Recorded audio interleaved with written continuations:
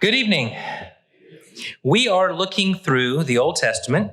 We're working our way through the Bible, and we're looking for the gospel. And I just want to say this occasionally as we do this series, just to remind you, which you already know, that the Bible is one of those books. Well, I shouldn't say one of those books because it's unlike any other, but it's a book in which you can look at it from different angles and gain tremendous insight from every angle. For example, we could do a study on the holiness of God, and every book would tell us something about the holiness of God. We could talk about God's wrath. The book of Judges that we talked about, or the books of 1st and 2nd Samuel, which we're going to talk about tonight, could be books where we'd see what happens when you fail to obey the Lord. It's clear in all covenants God made that he expects his people to do what he has asked of them.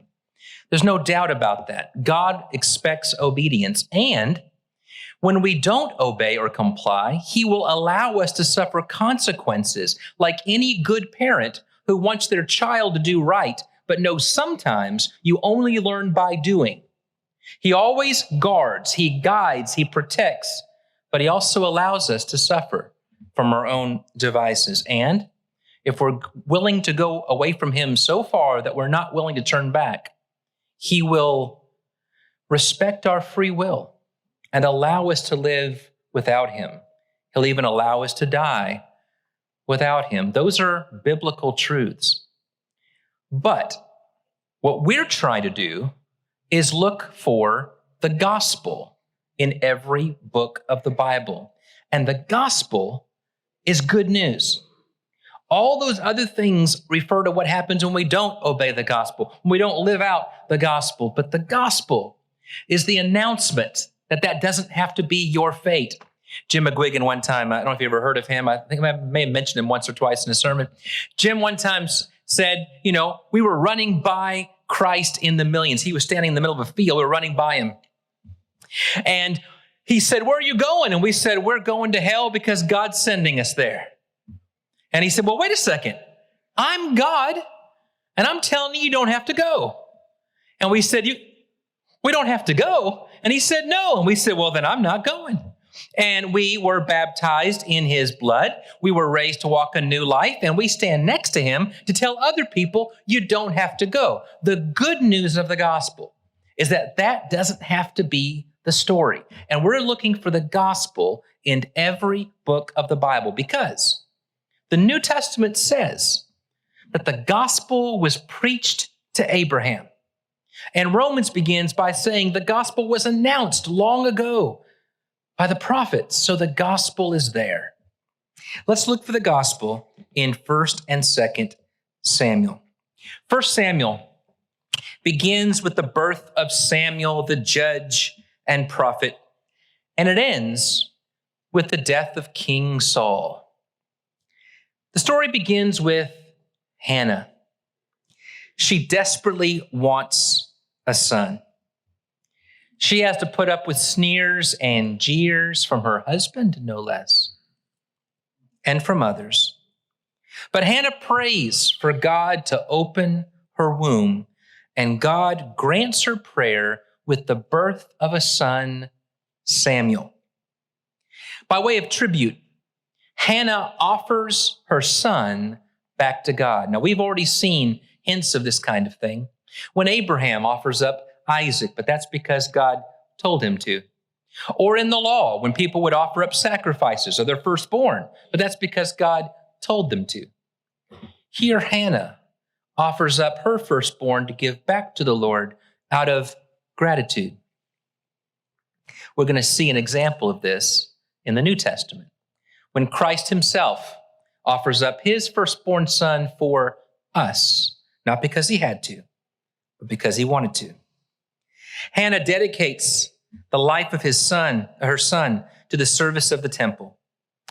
The high priest Eli lives in and works in the temple, and he has had in the house of the Lord. Eli has had wayward sons, and God provides a second chance of sorts for Eli to raise Samuel in the nurture and admonition of the Lord.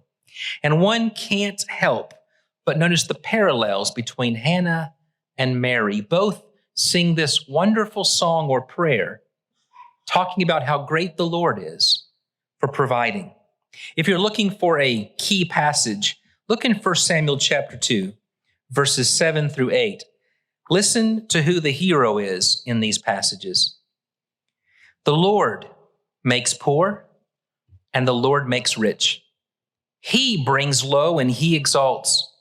He raises up the poor from the dust. He lifts the needy from the ash heap to make them sit with princes and inherit a seat of honor. For the pillars of the earth are the Lord's, and on them he has set the world. Notice how all the language is about God and about he raises the lowly to great heights. You also find in the end of chapter 2, in verse 26, that Samuel grows in stature and in favor with the Lord and with man. You'll find the exact same language in Luke 2:52, when Jesus grows in wisdom and stature and in favor with God and man. We're seeing glimpses of a greater story than Hannah or Samuel would have known. The Lord calls Samuel in chapter 3, and Samuel is willing to listen. As he's told by Eli, say, "Speak, Lord, your servant is listening." And Samuel is chosen to be a judge over Israel. Now, it's important to notice that God's power and presence is seen in these stories. In chapters 4, 5, and 6, the Ark of the Covenant is a preeminent focus. And why is that? Because even though your focus may be on Samuel, God wants to remind you that this is a story about God. And you see his power and his might in all those chapters. The children of Israel transition from a time when they're under judge rule to a time when they're under kingly rule. And Samuel is the one chosen by God to help with that transition. The people want a king. Samuel warns about the dangers of having a king, but ultimately God gives the people what they're asking for. He provides that the king that he chooses must not rule like the nations around them. And the first king chosen for Israel is Saul. Saul is physically imposing, but he does, at least in the early years, seem to possess a kind of humility and a willingness to learn. And in chapters 9 through 12, we see the coronation and the story of the young king. But as has been the story over and over again in the history of Israel, going all the way back, what begins with humility when you rise to a place of power quickly turns into a story about pride and self-reliance. And so Samuel is forced in chapter 13 to share God's message of warning. And it's a precursor. We get a lot of news there that doesn't seem to work its way out for several more chapters, but that God's already turning to another figure. In chapter 15, God announces that he has rejected Saul as king. And some things begin to happen. Saul begins to show signs of worsening after the announcement. And we learn in chapter 16 and verse 14 that part of the reason is because the Spirit of God has left Saul. And when the Spirit of God leaves him, that leaves room for a different kind of spirit to take over. An important message for us, that we're not just fighting against flesh and blood. There's a spiritual battle going on, and we are playing with fire when we allow our love for God to grow cold. It leaves room for something quite powerful and bad to take that place in our hearts. Saul shows some of his problematic thinking. For example, he makes a rash vow that would have ended in the death of his own son if the people had not intervened. Saul is, in fact, a tragic figure.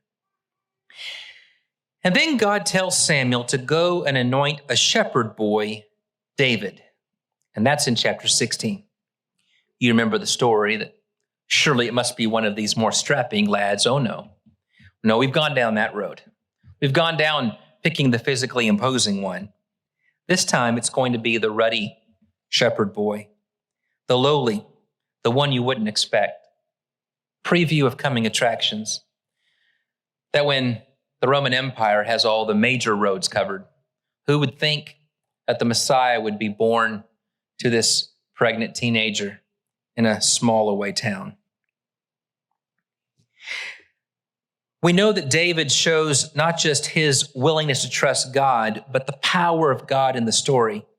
Just one chapter later in 1 Samuel chapter 17, where David faces the giant Goliath. He defeats him. All these stories, by the way, have a lot of small nuggets that are worth looking at and considering when you're doing your Bible study. For example, David picks up 5 smooth stones. Why does he have 5 smooth stones? My mother told me when I was very young that it's interesting to note that we learn in other places that Goliath had 4 brothers. I don't know if there's anything to that. How many stones did David need with his trust in God? Just the one. And he defeats Goliath with the power of God as God works through the most unlikely figure. And he looks past all the physical, imposing figure of Goliath. The very thing that stopped Israel in its tracks when they were supposed to go take the land, they were all Goliaths. And David, representing Israel, says that's no match for God. The friendship that develops between David and Saul's son, Jonathan, is like no other. They talk about a friendship, a love that surpasses the love of a man for a woman. And while Saul's spiritual state weakens and weakens, it leads him to jealousy, to even try to kill David. Jonathan warns David, and David is forced to flee to a cave. And in chapter 22, a fascinating chapter, another little nugget to take a look at sometime. David is stuck in the cave of Adullam. And this story is told in several places, but I love this part of the story. It says, there's David stuck out there in a cave, and everyone who was weak, and everyone who was dispossessed, and anyone who had some loss in their life went out to David for David to be king over them. There's this language that while all the well-to-dos are going after the big names, those who were lacking saw something in David. David continues to do well while Saul continues to try to kill him, forcing David to be on the run, chapters 23 and chapter 27. And in between those two, in chapters 24 and in chapter 26, the tables are turned. And David is in position to take Saul's life, but he doesn't do it. Don't we see here the mercy of God? David will not take the life of God's anointed. He won't do it. We're going to see this kind of thing, this respect, honor, and shame culture playing out. That when wicked foes die, David and others will weep because he doesn't like when God's chosen or when those in positions of power that could serve God end up dying. Saul is frantic. He's looking for help. He calls upon a witch to summon Samuel from the dead. The irony is so strong because it was Saul himself who outlawed this practice. The witchcraft works, much to the surprise of the witch of Endor herself. And Samuel tells Saul the tragedy that's about to befall the people and him. That's chapter 28. In the final chapter of the book, a wounded Saul lay dying. The arrows of an archer, a Philistine archer, have riddled him. And he begs his armor bearer to run him through with the sword, which he won't do. So Saul falls on his own sword. The armor bearer sees what happens and he falls on his sword. We find out that Jonathan, Saul's son, has died in this tragic battle as well. It's a terrible, difficult ending as 1 Samuel comes to a close. As Christopher Wright in his book notes, the Israelites asked for a king to drive out the Philistines. But when their first king dies, they are more under the cruel oppression of the Philistines than ever before. So ends 1 Samuel. I want to pause and consider the roller coaster effect that we see in this book. First, Israel sees great leadership. Samuel's got some great leadership qualities. He's like a judge like no other. He's a military leader. He's a prophet. He even does some priestly things, but not in the tent at Shiloh. He rules well. His rule is so good that he helps usher in the idea of a king. But also at the same time, his own house struggles. His children give in to bribery and corruption. Second, Israel sees a great enemy. The Philistines are the worst. They've got great iron technology already. They win battles. They steal the Ark of the Covenant. Israel's deeply humiliated. And it leads the people to think their only hope is in a strong, unified leadership. Well, yes and no. Yes, if it's God, but no, if it's us. A kingdom is begun that will lead to Christ, but at what cost? The people want a king to be like the nations around them. They want a human king, a sign that they've rejected God as king. And God gives them what they ask for. But he says to Samuel, it's not you they've rejected, it's me. And Samuel offers grave warnings. And of course, all those come true. But there's also blessings. It's a mixed bag. We see human choices and God's sovereignty at work. We make choices, God responds. God makes decisions, we respond. And there's an interplay between God's sovereign will and our free choices. And the last thing I want to get from this book, God expects his rules to be followed. But there's an interesting call to the heart of it all. In 1 Samuel 15, in verse 22, we're told to obey is better than sacrifice. Jesus is going to quote a prophet in the New Testament when he says, I desire mercy and not sacrifice. Of course, the sacrificial system was part of the law. It's part of obeying God. But to say to obey is better than something that I've told you to obey makes us reach for something deeper in the story. Where are our hearts? The gospel is also found in 2 Samuel. David has mourned the death of his friend Jonathan, and he even has respect for the death of Israel's king. When chapter 2 opens, David's anointed king over Judah, but those loyal to Saul announce Ishbosheth as king of Israel, and he reigns 2 years. Battles rage, but David grows stronger as the house of Saul grows weaker. That's chapter 3, verse 1. And ultimately, in chapter 5, David becomes king over Israel. He reigns for 7 years at Hebron in the land of Judah, but once he captures the fortified mountain city of Jerusalem, he moves the kingdom there. That becomes his home base. He builds a palace and he reigns for 33 more years. And Jerusalem becomes known not just as the city of David, but as Zion, the city of God. He defeats the Philistines once and for all, and finally, the promise given to Abraham and Moses and Joshua comes true. They have rest and rule in their own land. And that leads to chapter 7, a very important chapter. David is promised an enduring, everlasting kingdom. Now, in this chapter, we learn of the Davidic covenant. That's where a son of David is always going to rule over God's people, Israel. What a wonderful contrast that Israel has experienced since they were first formed. One writer says, it makes a strong contrast with what goes on before David turns up, the depressing centuries of Israel's early life in the land of Canaan, the repeated unfaithfulness of the people, the chaos and anarchy of the era of the judges, and the tragic failure of the first king. But we learn some interesting things about the Davidic covenant. One is that David's descendants will be king over Israel continuously into the future, beginning with Solomon.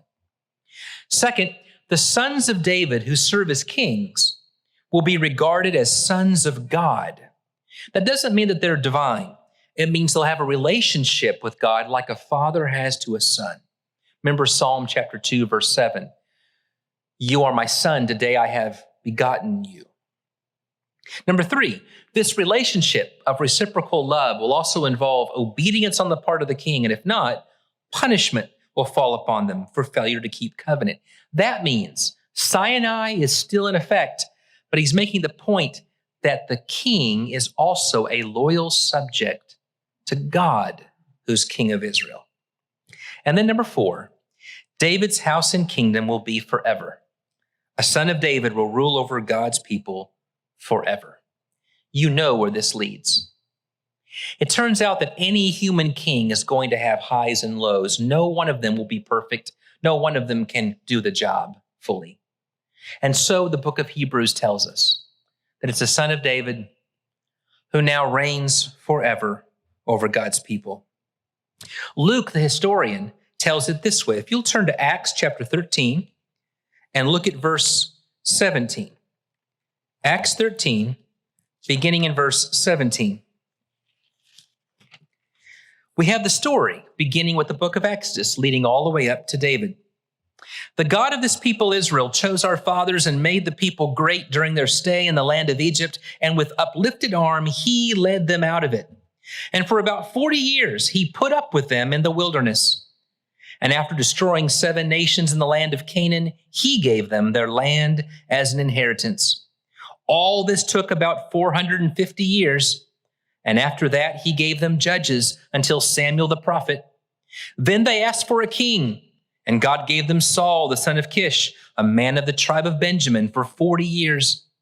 And when he had removed him, he raised up David to be their king, of whom he testified and said, I have found in David, the son of Jesse, a man after my own heart, who will do all my will. And wouldn't you know it, after telling the story of Israel up to David, the next step in that story is Jesus Christ. It shows you how important David is to the story. He reads up to 2 Samuel 7 and says, and that takes us to Jesus. I want to do a little bit before I close on what it means for David to be a man after God's own heart. Don't misread this. It doesn't mean a man who thinks and acts like God. We're going to learn very quickly that David is fully human. Yes, he shows strength and kindness in chapters 8 through 10, but he does some foolhardy, sinful things. Chapter 6, trying to move the ark when he's not supposed to. Chapter 11, the sin with Bathsheba. And you find some words describing the kinds of sins that he goes through that I wish I had said before the children came in. But we find David struggling with his better angels and his inner demons. David is such an interesting figure, a flawed figure. The sins are so great. One of his own sons does the exact same thing. Another son tries to wage war against his father. Good thing the story isn't about David. A man after God's own heart means, because the Hebrews didn't think of the heart as the seat of the emotions, they thought of the heart as the seat of the will. What he means is someone who will carry out my will for Israel. And that's what Luke picks up on when he adds the quote from a different book. And he says, he will do all my will. Jesus Christ is our ultimate king. He offers humility rather than pride and self-reliance. He receives all power and authority. And he is the fulfillment of Psalm 2 and verse 7, because in Mark chapter 1, the Father says, you are my son.